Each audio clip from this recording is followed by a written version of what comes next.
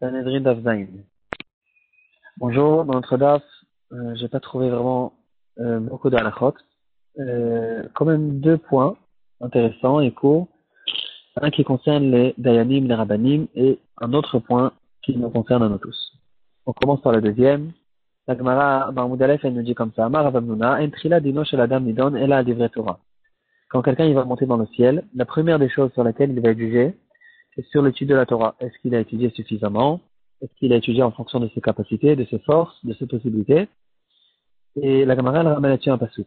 Dans Tosfot, il pose une question qu'on dirait qu'il y a une contradiction entre notre Gemara et la Gemara dans le Seret Shabbat qui dit la première des questions qu'une personne va entendre quand il va monter au ciel, c'est la question Nasata venatata be'emuna. Est-ce que on a l'habitude de traduire, est-ce que ton commerce il a été fait de manière honnête et de manière correcte?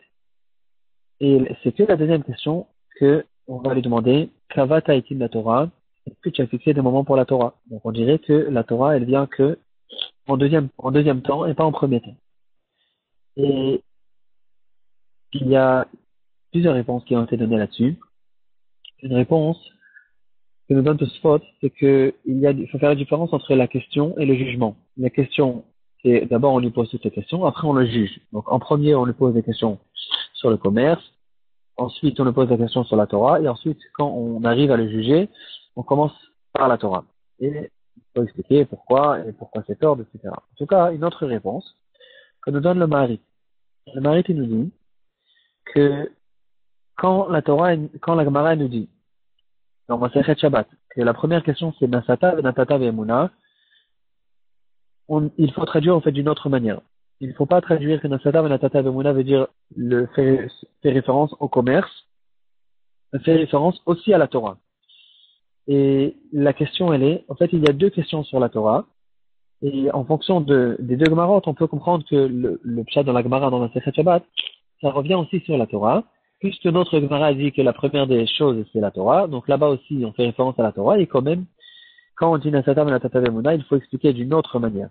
C'est-à-dire, est-ce que tes discussions, Nasata Venatata, ne veut pas forcément dire tes transactions, comment tu te comportais avec les autres personnes. Ça veut dire tes discussions avec les gens.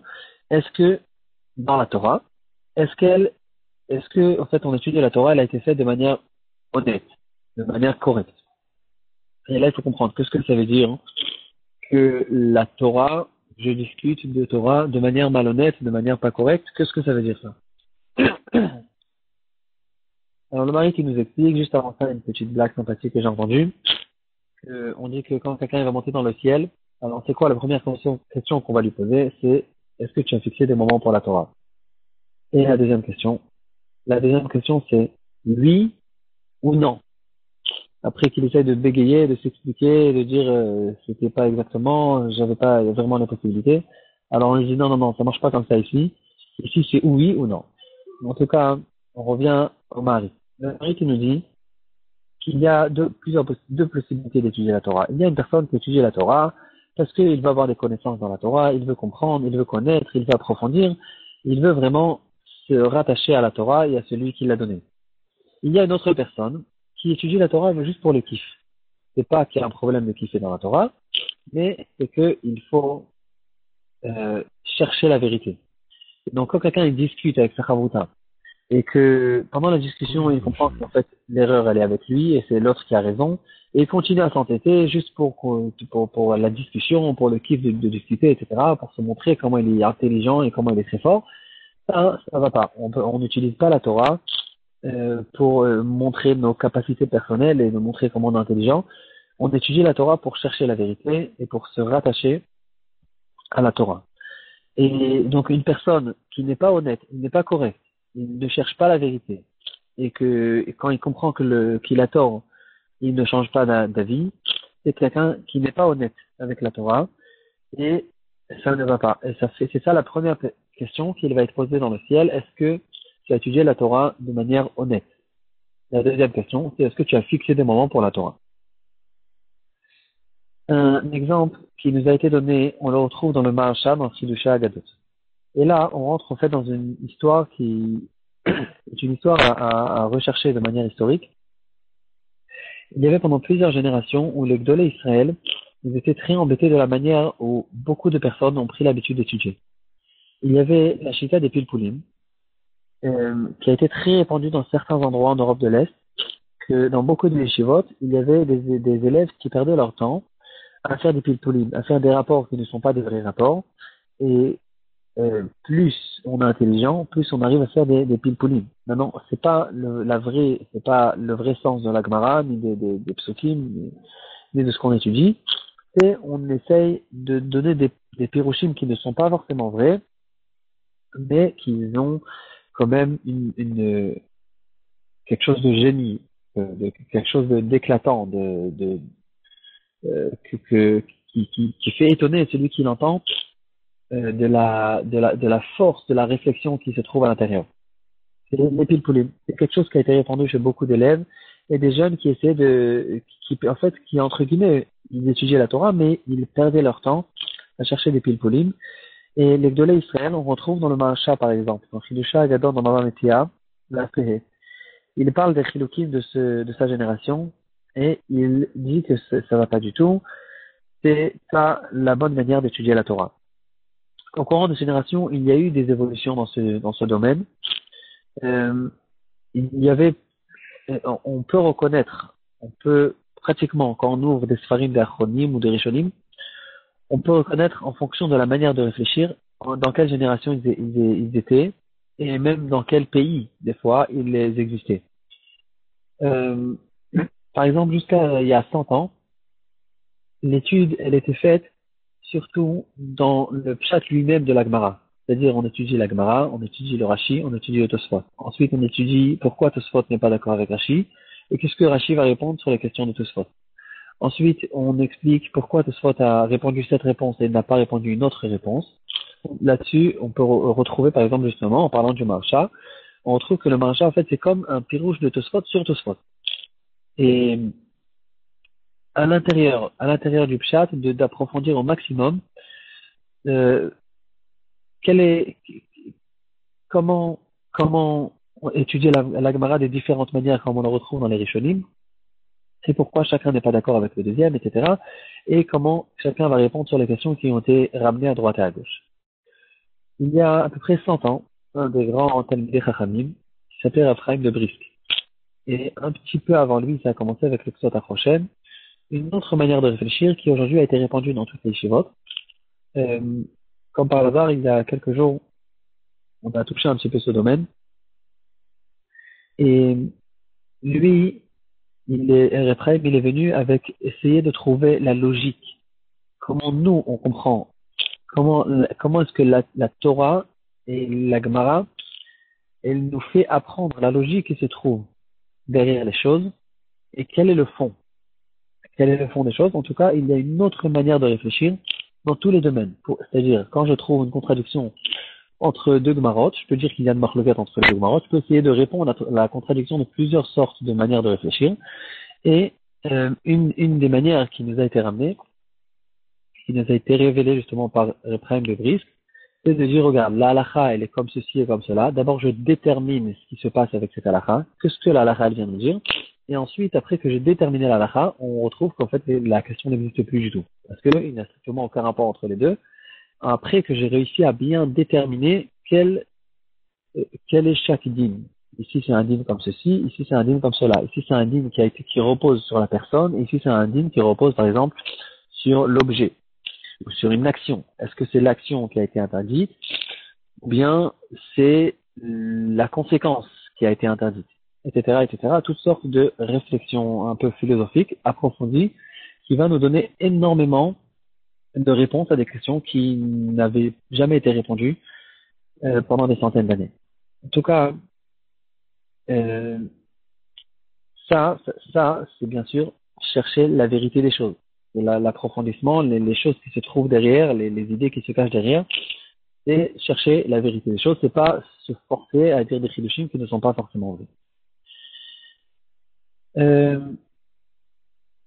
Donc, ici, on voit qu'il ne suffit pas seulement d'étudier la Torah, il faut l'étudier de manière honnête. un autre chidouche qu'on retrouve dans Zayn Amoudbet, et avec ça, on va finir. C'est écrit, la Gemara elle ramène deux psukim, on dirait sur la même chose. La Gemara elle dit, Darash Rabbi Oshua, Bon Shenema Dinu la Boker Mishpat, le jugement a été comparé au matin. Il dit, c'est une mitzvah sur les Dayanim, sur les Rabbanim. Quand tu juges un jugement, quand tu donnes un conseil à quelqu'un, alors c'est que dans un cas où il y a une certitude dans ta décision, et cette certitude c'est comme le matin, c'est-à-dire tout est clair, c'est que dans ce cas-là où tu peux le dire. Si ce n'est pas le cas, tu ne le dis pas. Là-dessus, la Gemara ramène une autre dracha, Rabbi Yonatan. Il dit, est mort la chokhma achotiat. Et ici, l'intelligence a été comparée à ta sœur. Et là, la Gemara dit, si tu es sûr et certain de ce que tu dis, de la même manière que tu sais clairement que ta sœur elle est interdite sur toi, c'est une chose qui n'est pas à discuter, et que dans ce cas-là où tu peux le dire, sinon, non. Puisque ça fait référence à deux sortes de choses. On dirait qu'il y a ici, on dirait que c'est la même idée qui vient sous forme des deux psukim.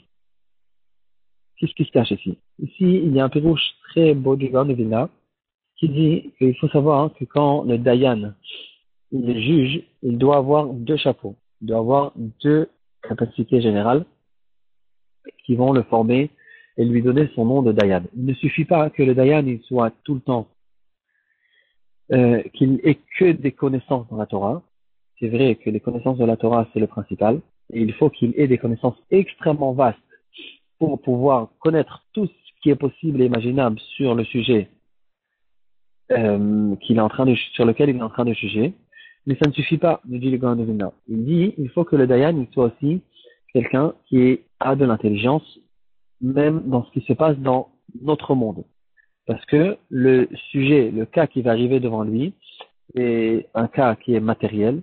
Et s'il ne comprend pas, par exemple, de notre temps, un exemple qu'on va tout de suite comprendre cette idée, si on pose une question de ribit à un rave, et la question elle est en rapport avec des actions de banque et toutes sortes d'actions qui sont faites dans la bourse, etc., et le rave qui a étudié, qui connaît que l'étude de la Torah et que les halachot de ribit, il ne connaît pas que ce que c'est la bourse et comment ça marche, alors bien sûr que son psak ne sera pas vrai.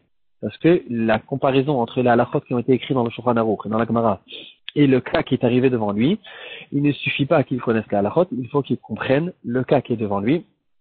Et dans notre génération, on comprend très très bien parce qu'il y a tellement de changements dans tous les domaines, dans toute notre manière de vivre d'aujourd'hui par rapport à ce qu'il y avait jusqu'à, par exemple, il y a 100, 150 ans.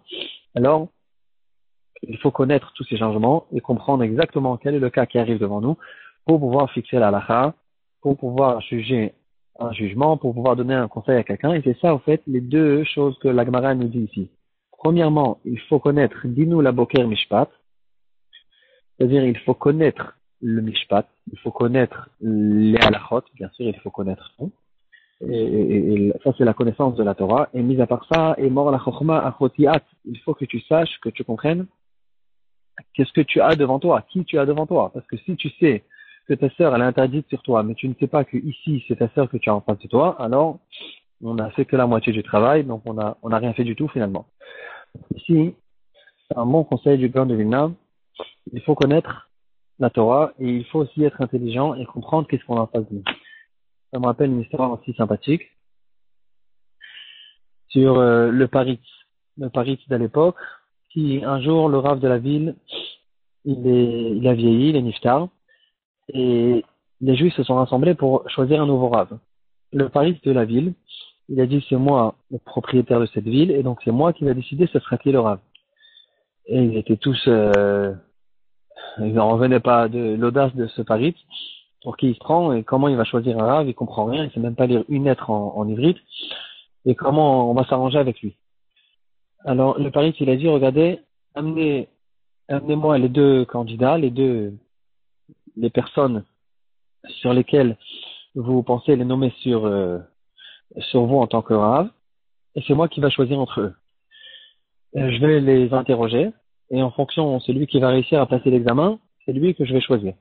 Alors, les Juifs, ils se demandaient, qu'est-ce que le Paritz, il peut, dans quel halachot le Paritz, il peut poser des questions au Rav pour choisir qui est le plus grand Talmid Chacham, mais le Paritz, il s'est pas cassé la tête. il leur a ouvert un sidour, il a dit commence à lire. Alors le premier, c'était quelqu'un qui connaissait pratiquement rien, un Maharet, et le Paris, il lui a dit, il a ouvert le sidour et il est tombé sur Ashria Jovetecha. Bon, Ashria Jovetecha, tout le monde connaît, et il s'est mis à lire de manière très fluide, Ashria Jovetecha, le Paris était très, très content. Voilà quelqu'un qui sait bien lire. Et donc, il est très bien. Mais quand même, on fait l'examen en deuxième. Le deuxième, il est tombé sur les piyutim qu'on fait pendant Shabbat Shkalim, avec toutes sortes de piyutim qu'il y a chez les Ashkenazim, avec des mots qu'on comprend pas. Et c'est là-dessus qu'il est tombé, alors que le deuxième, comme par hasard, c'était vraiment un Talmid Chacham, etc. C'était lui qui était le plus apte à, à devenir Rav. Et le Paris, il lui dit, regarde, commence à lire, et lui, il commence à se casser les dents, à bégayer, à lire et tout. Alors le Paris, il a dit, d'accord, très bien, tu n'as pas passé l'examen, il n'y a aucune question ici, c'est sûr que le premier, c'est lui qui va être Rav. Cette question, cette histoire, elle a été répandue dans les villages d'autour, jusqu'à qu'elle est arrivée à un grand Rav. Et ce Rav, il a dit, mais je sais pas pourquoi vous êtes tellement étonné, pourquoi vous êtes dégoûté de ce Paris. Moi, je trouve qu'il a raison. Il a dit quoi? Il a raison. Lui, c'est un Tamid Racham, et lui, c'est un Maharet, et c'est par hasard, c'est tombé que lui, il est tombé sur Ashrei, et le deuxième, il est tombé sur les autres. Alors, le Rav, il a dit comme ça. C'est vrai que le Rav, il faut un Rav, quelqu'un qui est choisi pour être un Rav, il doit savoir bien lire, et il doit savoir aussi plus que lire, il doit savoir beaucoup de halachot, etc. Mais avant tout ça, il faut qu'il soit intelligent. Et ce Rav, il n'est pas intelligent. Peut-être qu'il connaît beaucoup de Torah, mais une intelligence basique dans comment s'arranger dans ce monde, il manque. Il manque d'intelligence. Alors ils ont dit pourquoi et d'où tu sais, tu le connais même pas. Il leur a dit c'est simple, le Paris, tu sais pas lire un mot. Alors qui lui avait demandé d'essayer de lire les Yotzot, il aurait dû dire tout de suite, quand le Paris tu lui as ouvert le Sido, il aurait dû dire Alléluia, Alléluia le Begocha, le Birkei Ozal, le Birkei et il aurait lu sans aucun problème. Et le Paris, tu n'aurais jamais remarqué que c'est ça, qu'en fait il est en train de lire quelque chose d'autre.